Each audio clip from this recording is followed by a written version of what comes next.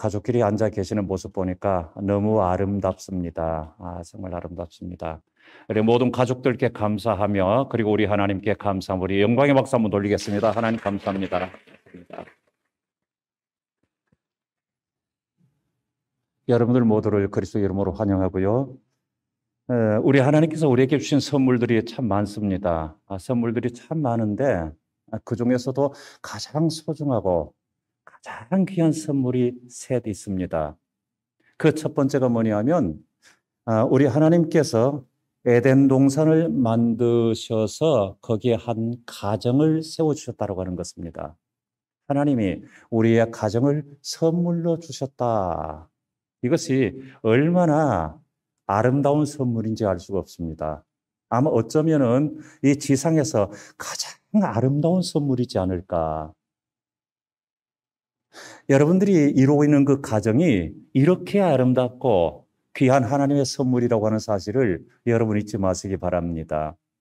그 다음에 두 번째 선물은 뭐냐면 어쩔 수 없이 죄악 가운데 타락한 인생들이 이 세상을 살아가면서 죄 속에서 허덕일 때 그것을 구원해 줄 수 있는 예수 그리스도의 몸된 교회를 선물로 주셨다고 하는 것입니다.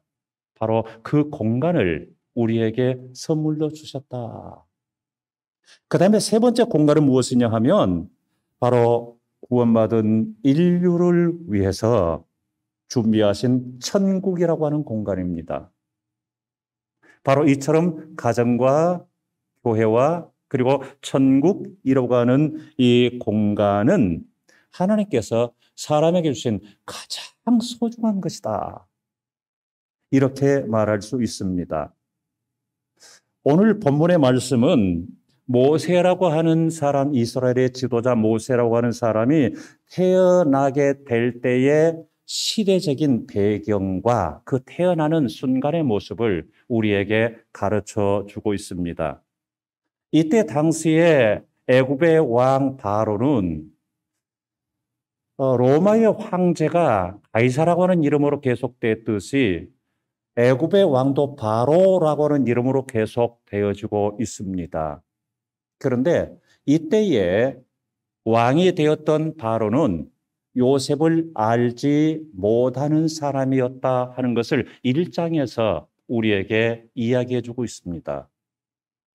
이 지적이 우리에게 가르쳐주는 의미는 뭐냐 하면 그러면 그 이전에 다른 왕들은 요셉을 실제로 체험하지는 않았지만 역사를 통해서 요셉이라고 하는 역사적인 인물이 어떠한 인물인지를 알고 있었다라고 하는 것입니다.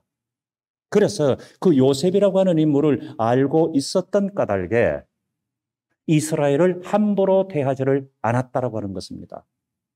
그러나 지금 왕이 된 바로는 그 요셉이라고 하는 인물을 알지 못한 까닭에 이스라엘을 함부로 학대했을 뿐만 아니라 지독한 정책을 펼치게 됩니다. 이 바로 왕이 곰곰이 생각해 보았습니다. 이스라엘 백성들이 이렇게 번성하게 되면 나중에 반란을 일으키지 않을까? 나중에 큰 문제를 만들지 않을까? 이런 걱정이 되어서 한 가지 수단의 정책을 폈습니다. 그것이 무엇이냐면 이스라엘 백성들이 아기를 출생시키면 여자아이는 그대로 살려두고 남자아이는 다 나일 강물에 빠뜨려 죽여라. 이런 명령을 내렸습니다. 당시에 신격화되어 있던 그 바로의 명령을 어길 사람은 아무도 없었습니다. 더욱이 종살이처럼 그렇게 살아가는 이스라엘 백성들에게 있어서는 그것을 거역할 수가 없었습니다. 그래서 아기를 출생시키는 남자아기를 출생시키는 모든 어머니들은 피눈물 맺히는 마음으로 그 아기를 나일 강물 속에 빠뜨려 죽여야만 했습니다. 정말 있을 수 없는 이야기가 그때 역사 속에서 애굽에 속해 있는 이스라엘에 일어나고 있었다고 하는 것입니다. 이 무렵에 모세가 태어났습니다. 그것이 오늘 말씀 우리에게 적해주고 있습니다. 그렇다고 한다면 모세 어머니 요게벳도 모세를 출생시켜 놓고 영락 없이 나일강 속에 빠뜨려 죽여야만 했습니다. 그런데 오늘 말씀 2절 보니까 이렇게 표현하고 있습니다. 그 여자가 임신하여 아들을 낳으니 그가 잘생긴 것을 보고 석 달 동안 그를 숨겼으나 이렇게 기록하고 있습니다. 잘생긴 것이라고 하는 이 표현을 개역 성경에서는 준수함 이렇게 번역을 해 놓았습니다. 여러분 그런데 한번 생각해 보시기 바랍니다. 아기들이 예쁘다, 잘생겼다, 정말 준수하다 이 정도 판단을 하려면 최소한도 한 3개월 이상은 지나야 되죠. 100일 정도는 지나야 되죠. 잘생겼네, 틀이 좋네 이렇게 알 수가 있지. 이제 갓 태어났는데 보다 뭐 이티 갖고 쭈글쭈글하고 이렇게 될 텐데 잘생겼는지 못생겼는지 어떻게 아냐고요. 그처럼 모세도 그렇게 태어났을 거라고요. 그러면은 어머니의 입장에서 내 새끼를 보니까 그렇게 느껴졌을 수도 있지만은 이 말씀을 객관적으로 기록하고 있기 때문에 이것은 그 외형이 잘생겼다, 준수하다 이런 의미가 아니라 영의 눈으로 보았을 때 그렇게 보였다라고 하는 것을 우리에게 가르쳐주고 있습니다. 옳습니다. 이것이 정말 중요하다고 생각합니다. 우리가 우리의 자녀들을 바라볼 때 이렇게 바라볼 수 있어야 해요. 내 사랑하는 자녀들이 정말 틀이 좋네, 인물이 훤하네, 정말 준수하네 이렇게 생각하고 이렇게 말하고 이렇게 판단하기 이전에 하나님의 형상을 닮은 내 자식, 하나님의 형상을 닮은 내 손주 이렇게 보실 수 있어야 된다고 하는 것입니다. 거기서 하나님의 놀라우신 역사를 볼 수 있어야 된다고 하는 것입니다. 영적인 눈으로 볼 수 있어야 된다고 하는 것입니다. 그것이 정말 중요하지 않겠습니까?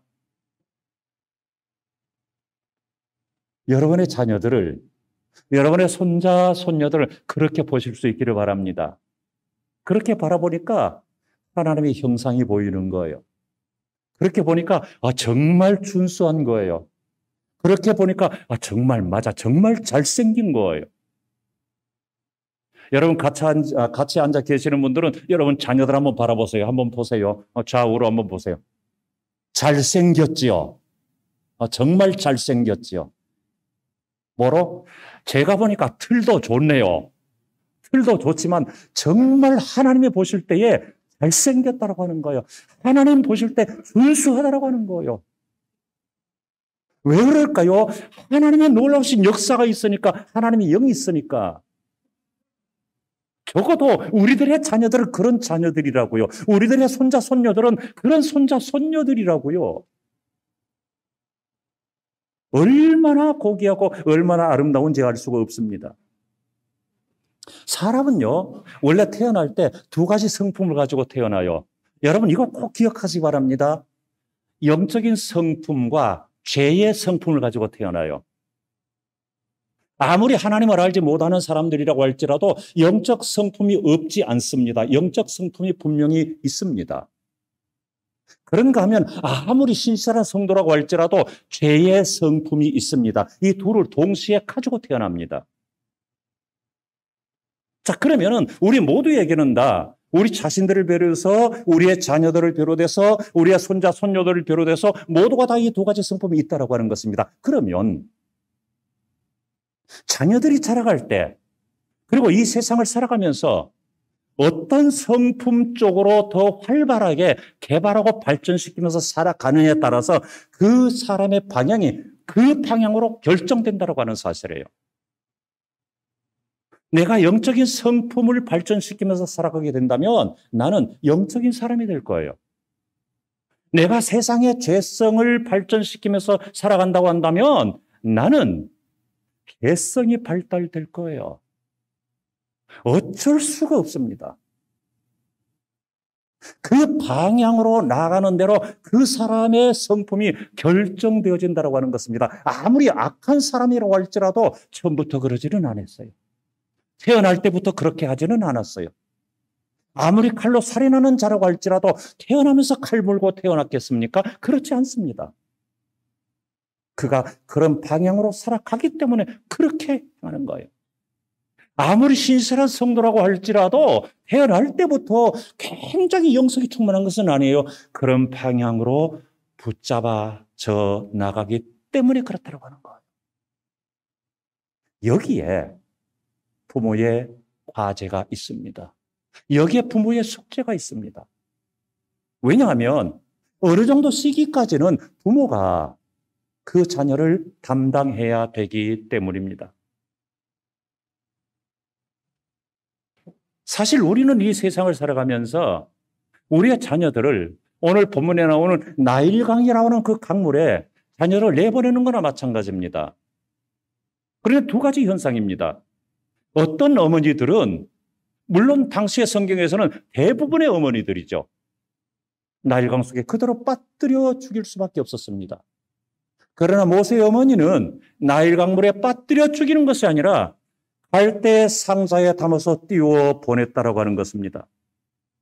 세상의 갈대라고 하는 장애물들이 우리들의 아이들 앞을 가로막고 있는 장애물이 됩니다.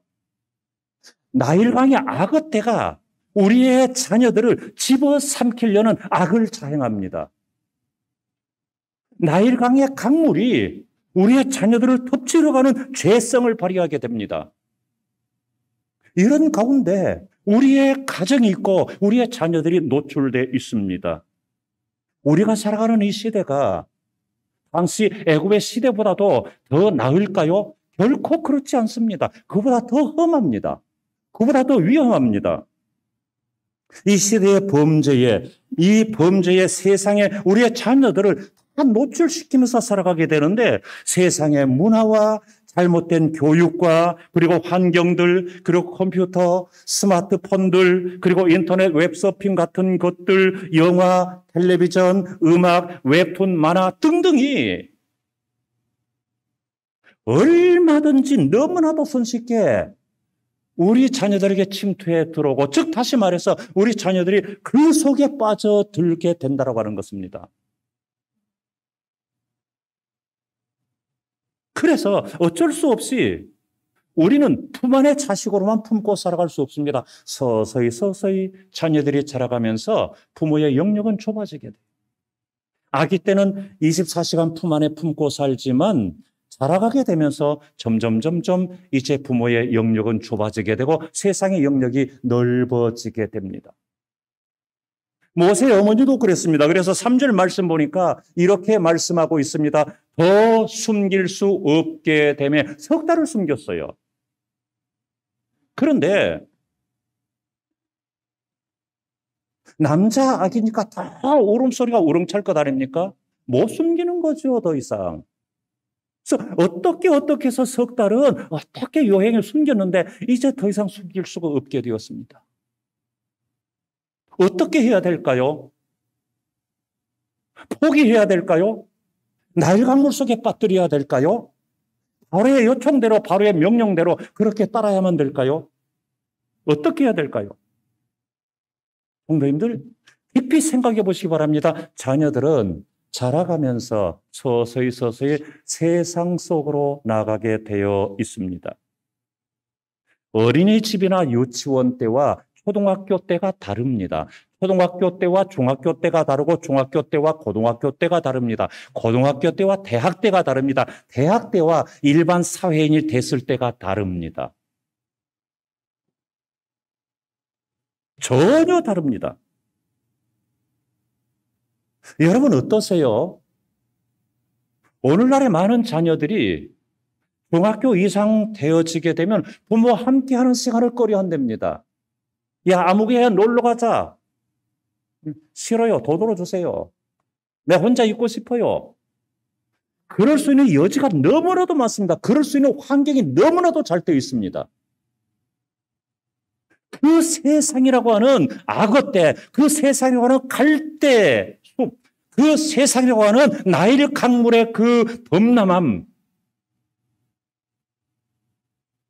이런 것들 속에 그대로 노출돼서 우리의 자녀들은 그것을 즐기고 있습니다. 그러다가 서서히 나 홀로 세상 속으로 들어가게 됩니다. 이 세상이라는 공간, 이 세상의 영역에서 더 이상 차단시킬 수 없게 되어 있습니다. 어떻게 해야 될 것입니까? 모세의 어머니 요게벳은 이때에 믿음의 지혜를 발휘하게 되었습니다. 기도하는 어머니였기 때문에 기도로 어떻게 해야 될 것인가를 고민하고 기도하게 되었습니다. 그래서 3절에서 무엇이라고 말하고 있느냐 하면 이렇게 말합니다. 더 숨길 수 없게 됨에 그를 위하여 갈대의 상자를 가져다가 역청과 나무진을 칠하고 아기를 거기에 담아 나일강과 갈대 사이에 두고 이렇게 말했습니다. 기도하는 어머니였기 때문에 그렇지 않았더라면 석 달 숨기고 이제 어쩔 수가 없지 이렇게 생각하고 석 달 동안 내 품에서 기른 것도 정말 다행이지 뭐 생각하면서 나일강 속에 빠뜨릴 수 있잖아요. 왜? 그런 명령이니까. 그러나 기도하는 가운데 고민하는 가운데 하나님께서 지혜를 주시기를 이런 지혜를 주셨습니다.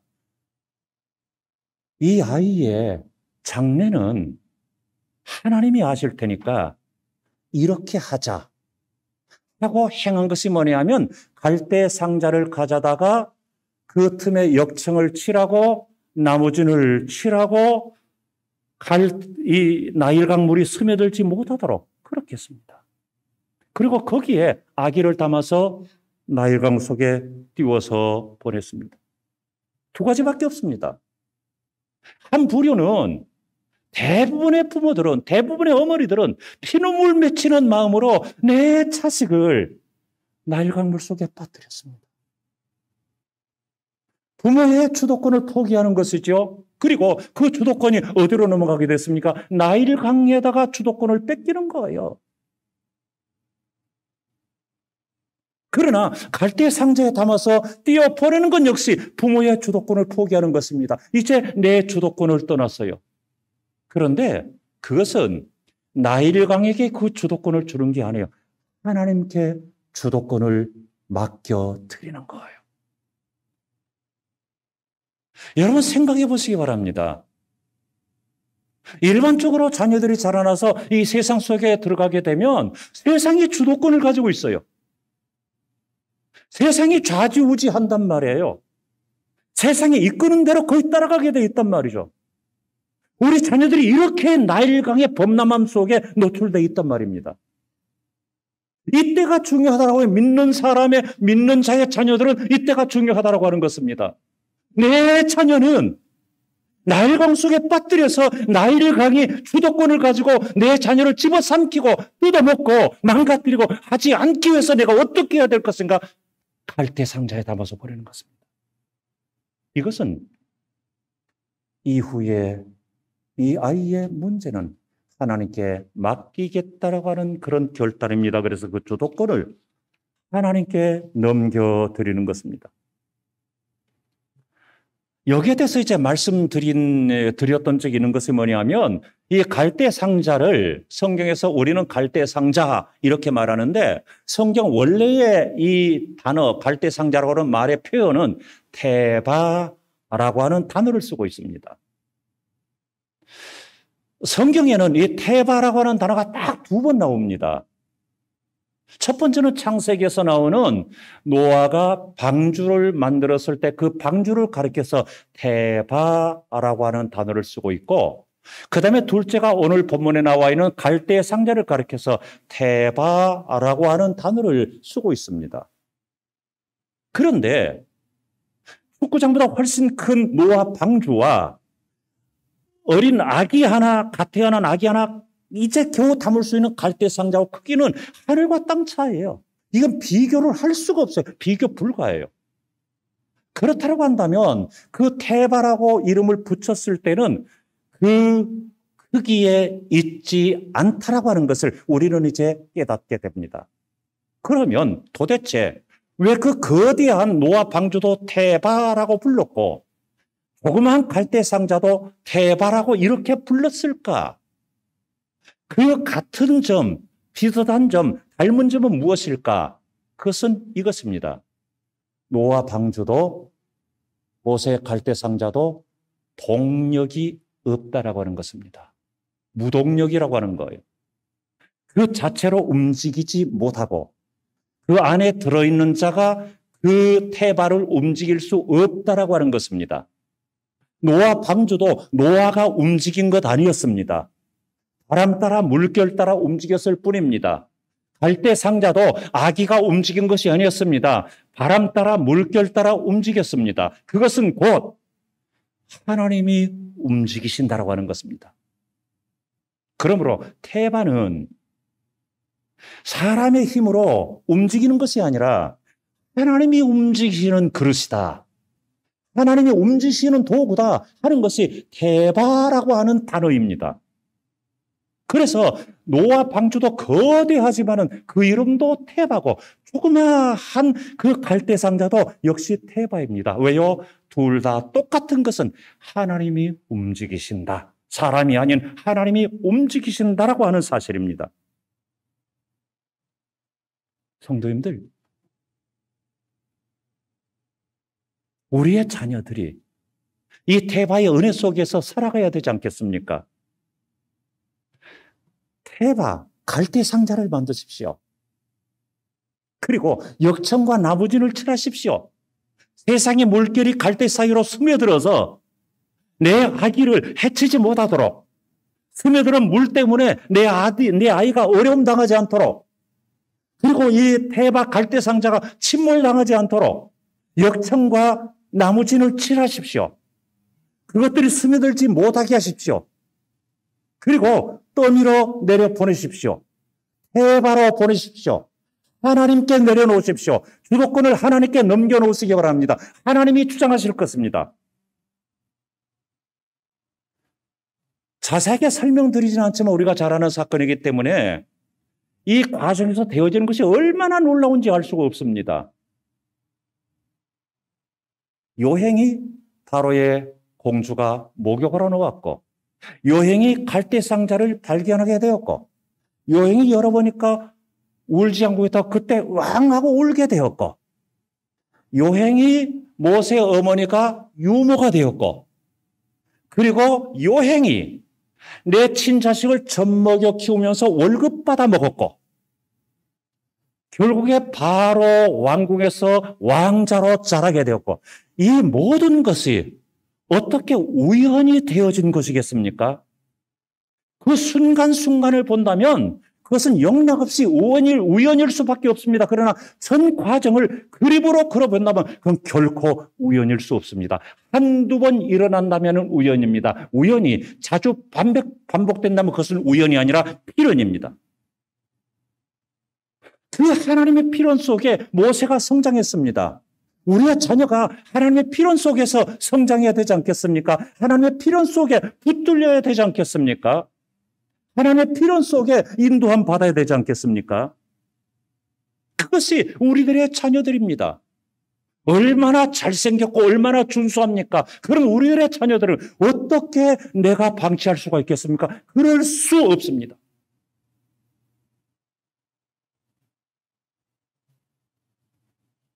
태바가 여러분들의 자녀들을 보호하게 될 것입니다. 태바가 우리의 가정을 보호하게 될 것입니다. 아니, 우리의 가정이 태바여야 됩니다. 우리의 교회가 태바여야 됩니다. 요게벳이 모세를 갈대 상자에 담아서 나일강에 띄어 보내놓고 무엇을 했을까요? 2달에 쭉 뻗고 잠잤을까요? 3달 동안 키워보니까 보람만 하고 너무 힘들었다. 아이고 이제 편하다. 그렇게 했을까요? 그런 어머니가 없는 거죠. 어떻게 핏덩이를 떠나보내는 어머니가 그럴 수 있겠습니까? 어떻게 젖먹이를 잊어버리는 부모가 있겠습니까? 어떻게 내 새끼를 떠나보내면서 피눈물 흘리지 않은 부모가 있겠습니까? 그런 부모는 없습니다. 그러면 모세의 어머니 요게벳은 피덩이 같은 내 새끼 모세를 갈대 상자에 그렇게 담아서 띄어 보내놓고 행한 것은 한 가지밖에 없었을 것입니다. 눈물의 기도입니다. 눈물의 기도입니다. 어머니들의 눈물의 기도가 내 자녀가 담겨있는 갈대 상자를 태바되게 하는 것입니다. 어머니의 눈물의 기도가 내 자식을 나일을 강에 띄워보내면서도 보호막이 되게 만드는 것입니다. 그것이 어머니의 기도입니다. 그것이 부모의 기도입니다. 언제까지 쫓아다닐 수 있겠습니까? 그럴 수 없습니다. 그러므로 태바로 띄워보냄으로 말미암아 내가 눈물로 내 자식을 위해서 기도할 때 하나님은 그 기도에 응답하실 것입니다. 요게벳은 그렇게 했습니다. 성도님들, 태바의 은혜는 그러므로 부모로 하여금 자녀들에 대한 주도권을 하나님께 넘기게 만드는 것입니다. 태바의 은혜는 부모로 하여금 자녀를 위해서 기도하게 만드는 것입니다. 태바의 은혜는 결국 그 자녀로 하여금 하나님의 뜻을 이루도록 만드는 것입니다. 바로 공주가 아이를 건져놓고 이름을 붙였습니다. 모세라고 붙였습니다. 그 이름은 물에서 건져냈다라고 하는 뜻입니다. 네, 물에서 건져냈습니다. 그런데 결국 그 이름값대로 모세는 이스라엘의 민족을 나일강과 같은 그 애굽의 물에서 건져낸 민족의 지도자가 되었습니다. 성도님들, 태바로 담아서 띄어보내고 눈물로써 기도하는 그 우리의 자녀들이, 우리의 자자손손들이 이처럼 모세처럼 민족의 지도자가 되지 않으리라 누가 알 수 있겠습니까? 놀라운 역사를 바꾸리라 누가 할 수 있겠습니까? 놀라운 이 시대에 영향력을 행사하지 않으리라 누가 그렇게 단정할 수 있겠습니까? 이 자녀들을 통해서 이 세상은 결국 움직여지게 되어 있습니다. 여러분들의 자녀들을 통해서 말입니다. 여러분들의 자녀들을 태바 그릇에 담아서 내어보내십시오. 그리고 기도하십시오. 하나님께서 놀라우신 은혜로 역사하시리라 믿습니다. 기도하시겠습니다. 그러고 하신 하나님, 은혜 위에 은혜로 충만케 하시고 성령으로 임재하여 주시옵소서. 태바의 은혜로 우리의 자녀들이, 우리의 가정이 살아나게 하여 주시옵소서. 예수님 이름으로 기도하옵나이다. 아멘.